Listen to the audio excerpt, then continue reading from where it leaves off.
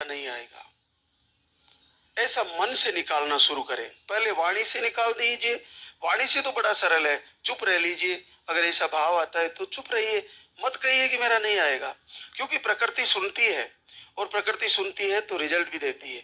इसलिए ऐसा कहीं बोले ही नहीं कि मेरा नहीं आएगा, बोलना ही नहीं है ऐसा सब। और बोले तो ये बोले कि मेरा आने वाला है।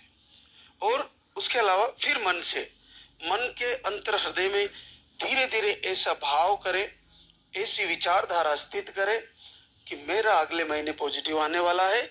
इस महीने में पूरे हृदय से आरती करूंगी। इस महीने आहार को फॉलो कर रही हूँ।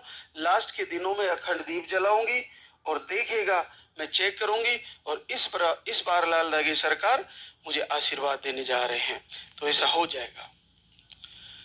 क्योंकि आप देखिए कि सकारात्मक सोच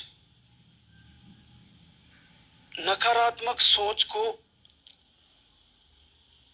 जानती है, लेकिन नकारात्मक सोच सकारात्मक सोच को नहीं जानती। क्योंकि ये बिल्कुल विपरीत है। धर्म अधर्म को जानता है, लेकिन अधर्म धर्म को नहीं जानता। पुण्य पाप को जानता है, लेकिन पाप पुण्य को नहीं जानता, उसका लाभ नहीं जानता। आप सकारात्मक सोच को समझिए। सकारात्मक सोच जानती है कि मैं पॉजिटिव सोच के साथ तैयारी करूंगी तो मेरा पॉजिटिव ही आ जाएगा। लेकिन नकारात्मक सोच अगर स्थित हो जाती है तो वो ये जानती नहीं और नहीं मानती है कि मेरा आ जाएगा। क्यों?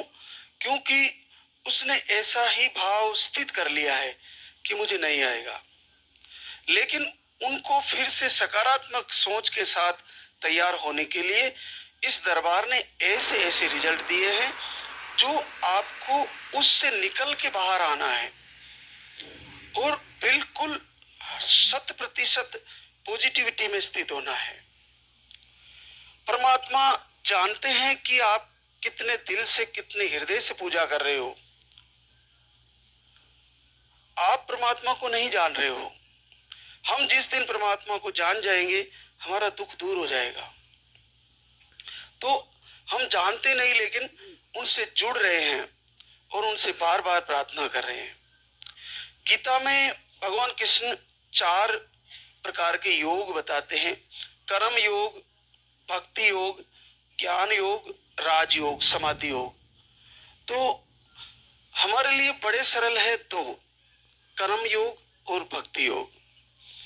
आज से हम अपने कर्मों को सही करें, कर्तव्य निष्ठा के साथ, मर्यादा और शास्त्र के अनुसार अपने कर्म को करना शुरू करें। और भक्ति योग में ऐसा माना जाता है किसी ईश्वरीय शक्ति के ऊपर, परमात्मा के ऊपर अटूट श्रद्धा, पूर्ण विश्वास के साथ उनकी वंदना, उनकी आराधना, उनकी प्रार्थना, उनकी पूजा, उनकी भक्ति करना, इसका नाम भक्ति योग है। तो हमारे लिए सबसे